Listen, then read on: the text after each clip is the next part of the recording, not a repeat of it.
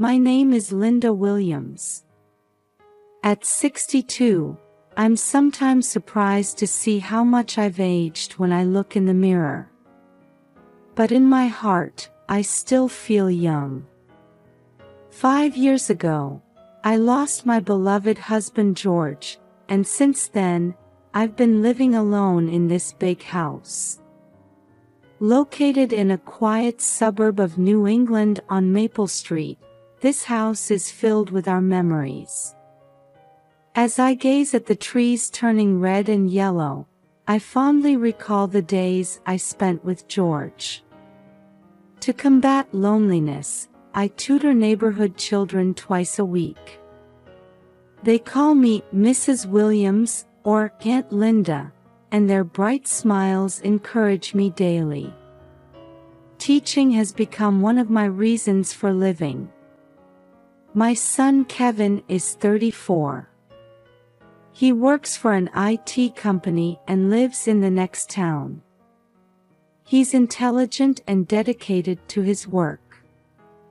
Perhaps because of that, he's so busy that we don't get to see each other often. He got married 3 years ago, and my adorable grandson Liam was born. Liam is already 4 years old. He's full of energy and my pride and joy. To be honest, I'm not very close with Kevin's wife, Stephanie. She's beautiful and well-educated, but there's something about her that makes it hard for me to warm up to her. We only see each other about once every 6 months. I feel reluctant to visit without a reason, which makes it sad that I can't see my grandson more often. Still, seeing Kevin happy puts me at ease as a mother. Stephanie takes good care of Liam and seems to be raising him almost single-handedly while Kevin is busy with work. I'm grateful to her for that. At dusk, I go out to the garden to tend to my roses and think about my family. Although I feel lonely without George, I have Kevin and Liam. Thinking about that warms my heart. Tomorrow, I have a tutoring session after a long while. As I imagine the smiles of my students, I start preparing dinner. After finishing my tutoring work and returning home, I found a new message on my smartphone. It was from my son Kevin. When I opened it, there was a photo of my cute grandson Liam's birthday party attached. Liam is already 4 years old. Happy birthday. Can I come visit with a present? Kevin quickly replied, Please come anytime, Mom. My heart was filled with joy. I'm really happy to see Liam. But at the same time, I'm a little worried about the awkwardness with Stephanie. Still, the joy of seeing my grandson outweighs that. A week later, I bought Liam's birthday present and visited Kevin's house. At the big shopping mall, I chose a toy of a character that Liam might like. In addition, I bought some local specialty sweets that Kevin has liked since he was young. When the door opened, Liam came running towards me shouting, Grandma. Seeing his smile makes my heart melt. Happy birthday, Liam. Just as I was about to hug him, Stephanie approached, offering me slippers while pulling Liam away from me. Liam, step back. Welcome, mother-in-law. It's been a while. Thank you for coming today. She had a smile on her face, but her words lacked warmth. Stephanie, excuse me. It's been a while. Kevin too. I pretended not to notice her attitude and headed to the living room. I gave the sweets to Stephanie and the wrapped toy to Liam.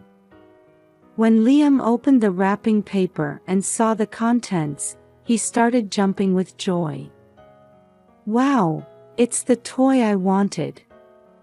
Thank you, Grandma. He immediately took out the toy and started playing with it. Mom, Liam is really happy. Thank you, Kevin said. It's fine, we don't get to meet often anyway. While watching my grandson having fun, the three of us had a bit of conversation. However, Kevin's phone rang in the middle, and he said, "It's a work call, excuse me for a moment," and left his seat.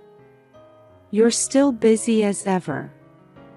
Stephanie, thank you for always taking care of Kevin and Liam.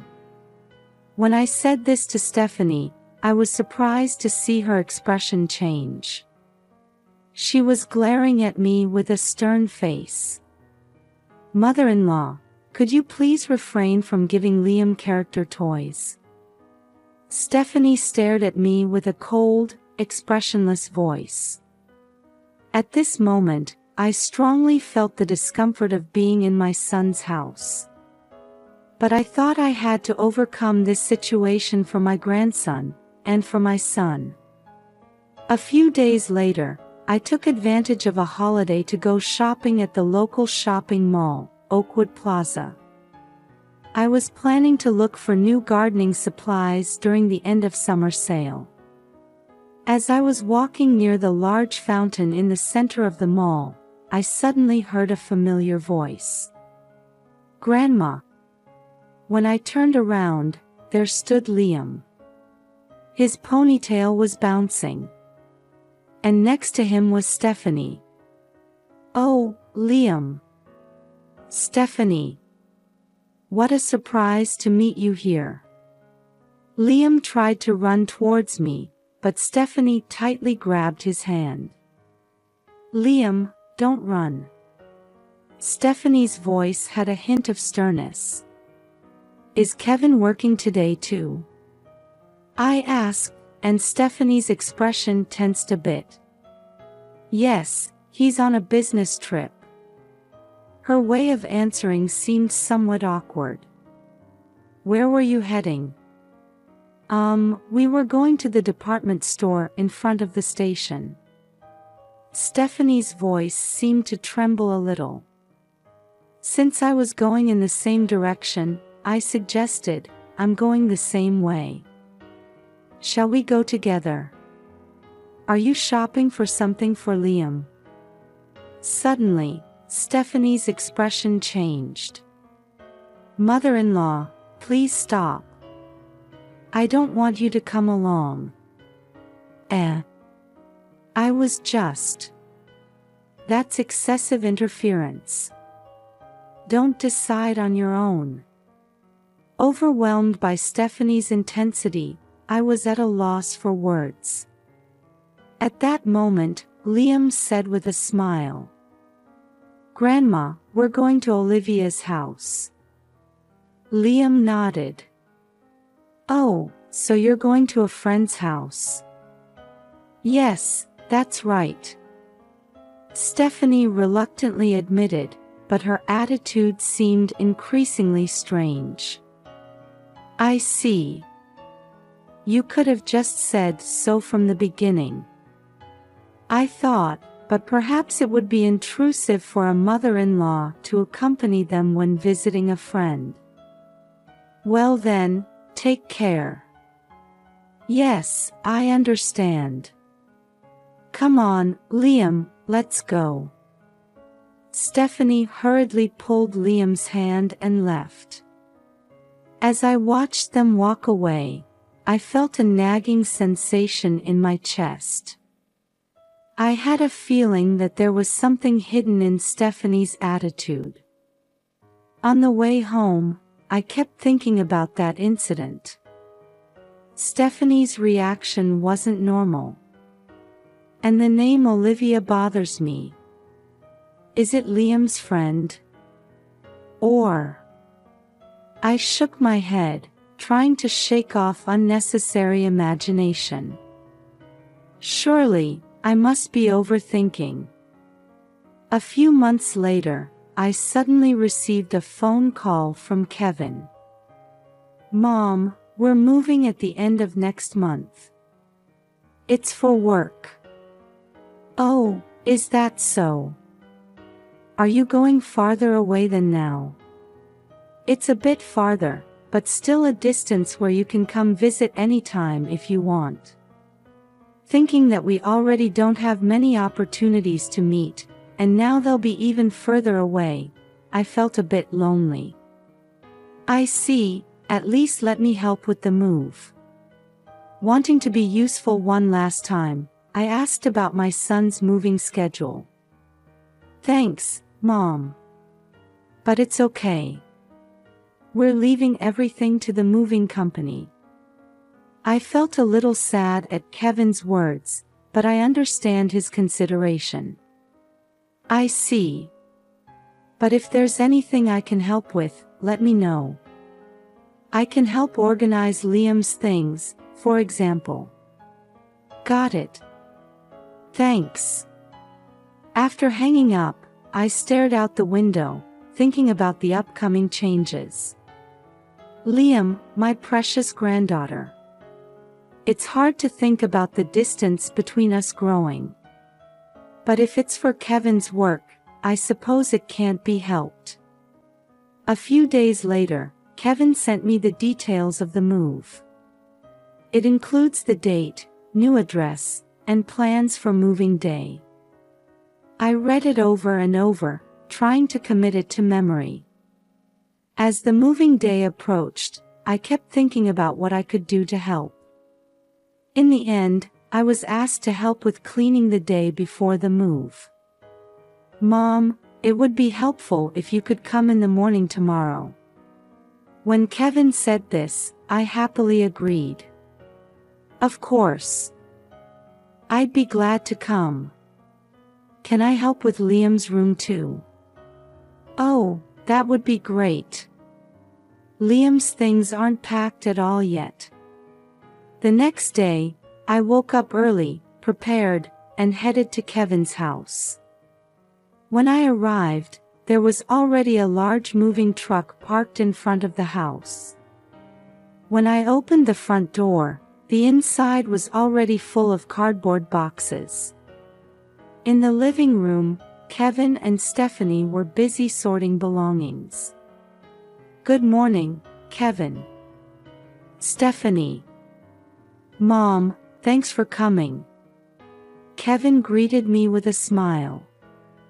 Stephanie, on the other hand, just gave a slight nod and immediately returned to packing. Where's Liam? He's playing upstairs. Mom, could you help clean up Liam's room? Of course. I'll go right away. I went upstairs and headed to Liam's room.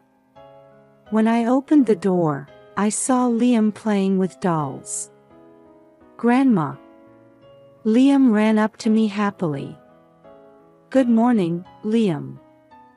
Let's work hard on preparing for the move, okay? Yeah.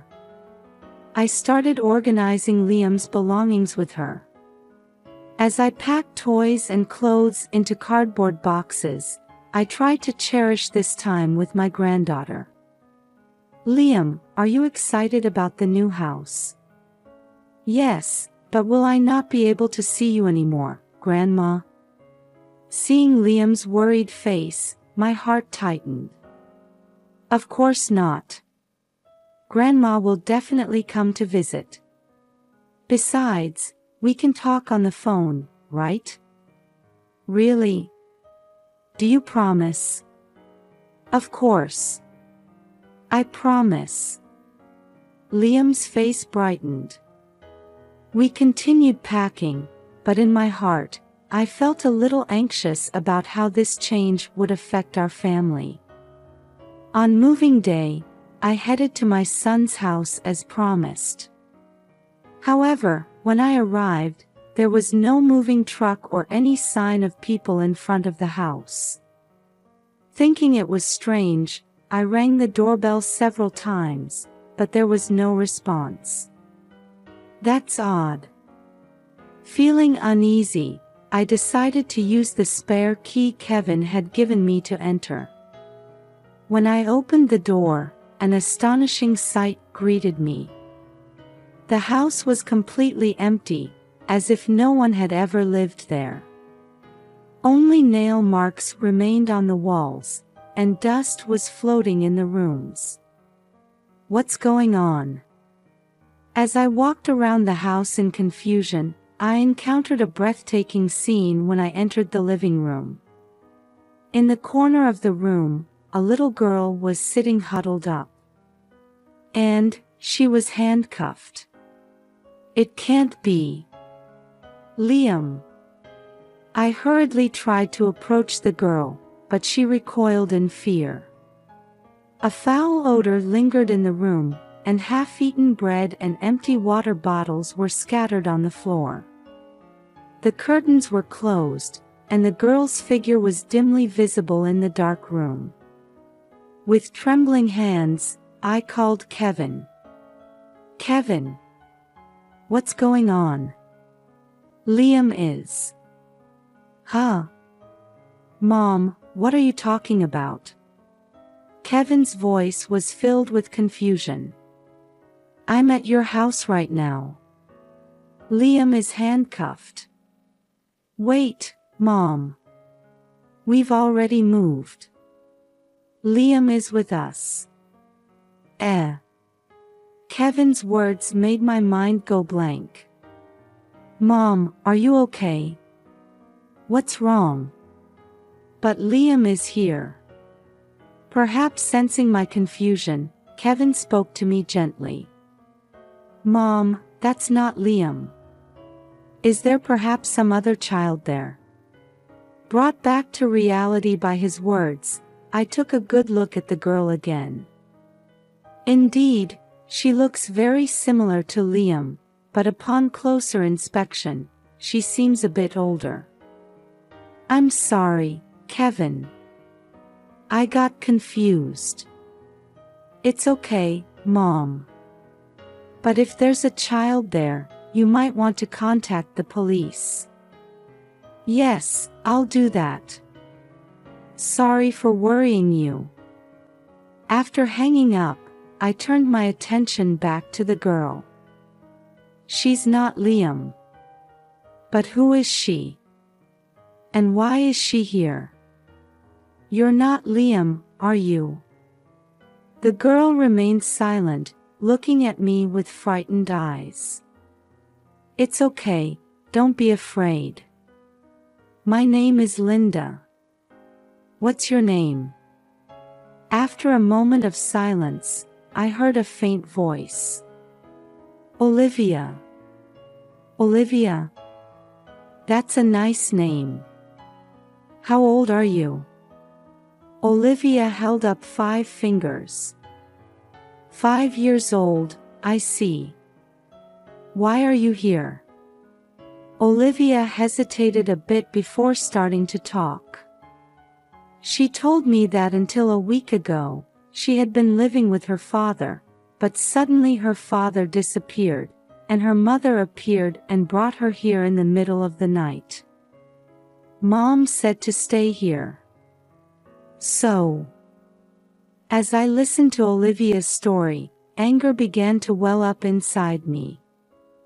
I was cold, hungry, and scared all alone. As I hugged the crying Olivia, I felt like my heart was about to burst. To do such a thing to a child. This isn't human. Who on earth? Trembling with anger, I asked Olivia for her mother's name, and she finally uttered it. At that moment, everything connected. With shaking hands, I took out my phone and contacted a certain person. After explaining the situation in detail, the person on the other end of the phone, though at a loss for words, promised to come right away. After that, I took Olivia to the hospital. I had her examined by a doctor to check her nutritional status and health condition. Fortunately, there didn't seem to be any serious health issues, but I was told she would need mental care. Olivia, rest at the hospital for a while. I'll be back soon. Olivia looked anxious but nodded slightly. After leaving the hospital, I returned to Kevin's empty house. And I decided to hide and wait in the closet. I'll definitely uncover the truth. In the darkness, I made a firm resolution. And I waited for the sound of the front door opening. Around noon the next day, I heard the sound of the front door key turning. I held my breath in the closet, watching the situation closely. I brought food. Stephanie entered the living room carrying a supermarket plastic bag. However, only the handcuffs remained there, and Olivia was nowhere to be seen. I could see Stephanie's face turn pale. "Hey, Olivia. Where are you? Answer me." Yes, Olivia was the name of the child Stephanie had said was Liam's friend. Olivia had told me everything. As I watched Stephanie desperately searching around the house, I slowly came out of the closet. "Are you looking for Olivia? She's not here anymore. WH. Mother-in-law." Stephanie, who had returned with a confused expression, froze when she saw me. "I found her. She's being properly taken care of." Stephanie, realizing she had been found out, clicked her tongue and seemed to be thinking about something. "Why did you do this? Tell me the truth." I tried to speak gently, but Stephanie suddenly broke down crying. "Actually, before I met Kevin, I was dating a man named Stanton, and I had Olivia out of wedlock." Stephanie started talking with her head down, looking pained. "But Stanton became violent, so I broke up with him." "I see. That must have been hard. And then, in the end, I ended up taking care of Olivia alone. I didn't want to let her go. But I had no income, and she was forcibly taken away from me." Stephanie continued speaking through tears. "Even after marrying Kevin, I sometimes went to Stanton's apartment. I was worried about Olivia. On the day Liam said he was playing with Olivia, they were actually heading to Stanton's house. It seems she was creating opportunities for Liam and Olivia to play together like siblings. They're both only children. I thought it would be good for them. However, a week ago, Stanton contacted her and then disappeared. His apartment was also terminated, and Olivia had nowhere to go. Stephanie had no choice but to bring Olivia to this house, where the contract was still valid until the end of the month. I swear, I had no contact with Stanton after marrying Kevin. But Olivia is still a precious child to me." As I listened silently, Stephanie looked up with teary eyes. "But I couldn't destroy my family with Kevin and Liam. As a mother, you understand, right?"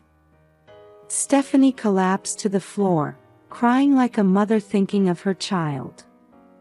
"Hey, you said Olivia is a precious child, right?" "Yes, of course." I looked down at Stephanie with cold eyes and said, "Then why did you handcuff her and put her in diapers? Why did you call feeding her baiting?" That's... Stephanie's expression, which had been crying like a tragic heroine, suddenly hardened. "I thought you were a devoted mother, But is it okay to treat a child like this? Even so. She avoided my gaze, sweat dripping from her forehead. What's this? I took out my cell phone and showed Stephanie a video. It showed Liam and Olivia playing in front of an apartment with Stanton's surname on the nameplate. Moreover, Stephanie's voice could be heard from inside the apartment. You took Liam to Stanton's house to have a relationship with him, and abandoned Olivia. Isn't that right? This is. The night before, I had tracked down the apartment where Olivia had been living and asked the neighbors for information. One concerned resident had recorded the situation. Can you still say you cherish your child? You were having a relationship with Stanton, weren't you? Stephanie turned bright red and started trembling. Mother-in-law. We were a happy family, weren't we? Don't ruin that. Please don't tell my husband. I pushed away Stephanie as she desperately clung to me. Why should I keep quiet? Because he is.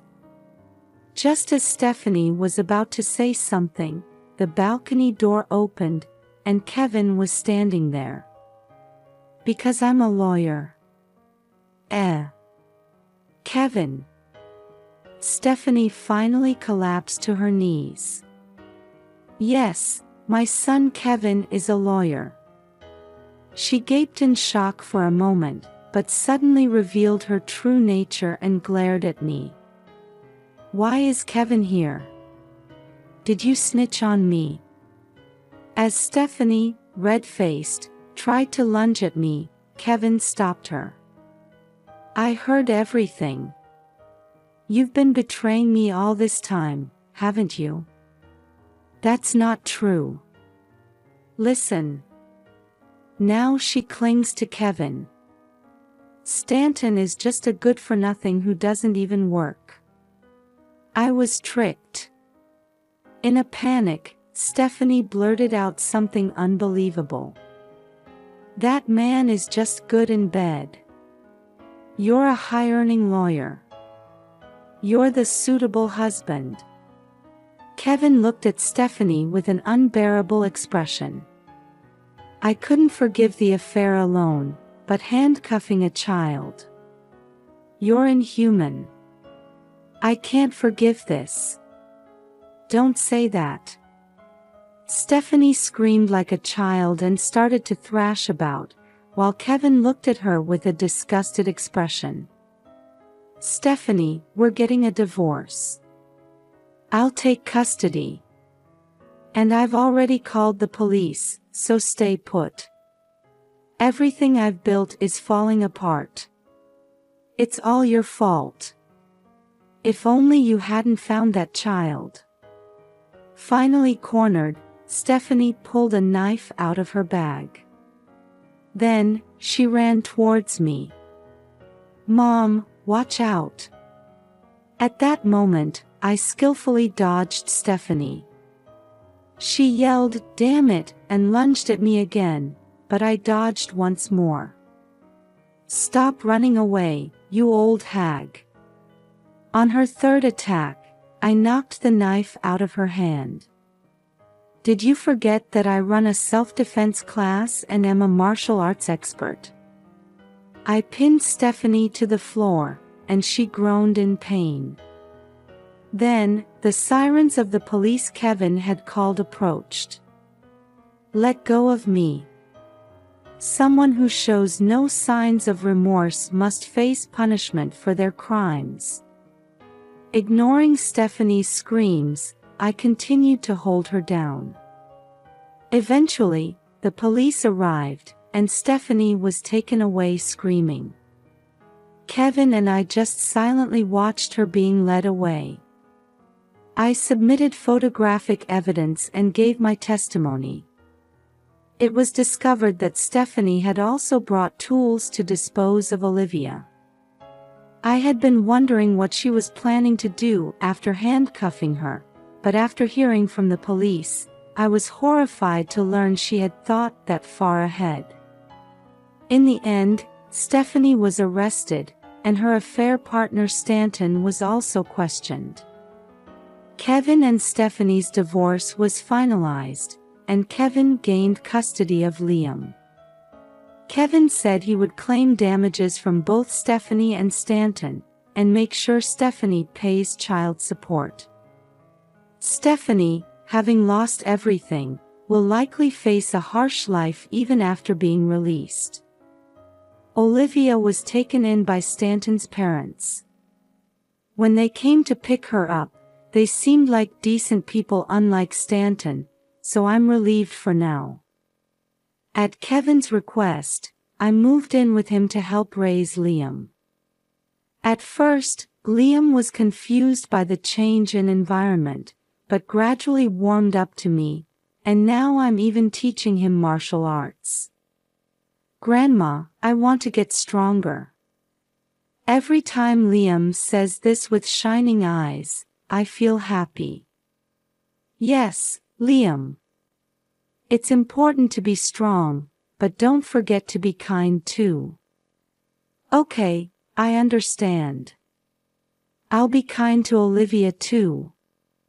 Liam and Olivia still play together occasionally. Their bond seems to be growing purely, transcending the problems of adults. One day, Kevin came home from work and said to me, "Mom, thank you so much. I don't know what would have happened to our family without you." It's only natural, Kevin.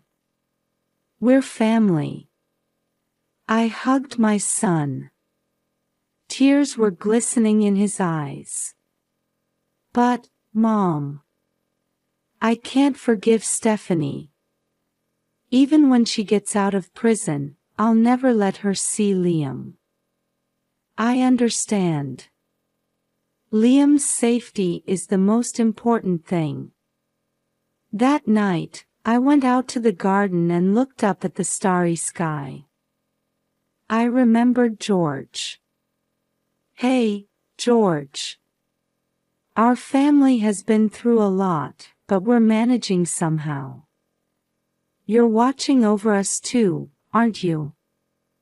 A gentle breeze caressed my cheek. It was as if George was whispering, "Everything will be all right. There will surely be more difficulties ahead. But I believe we can overcome them." Watching over Liam's growth, praying for Olivia's happiness, and continuing to support Kevin. That is my mission now. Family bonds are sometimes tested. However, with truth and love, any difficulty can be overcome. That's what I believe. And when all the wounds have healed someday, I'm sure we will have become a stronger, kinder family. Dreaming of that day, I'm determined to do my best tomorrow too. To protect my granddaughter's smile, and for the happiness of our family.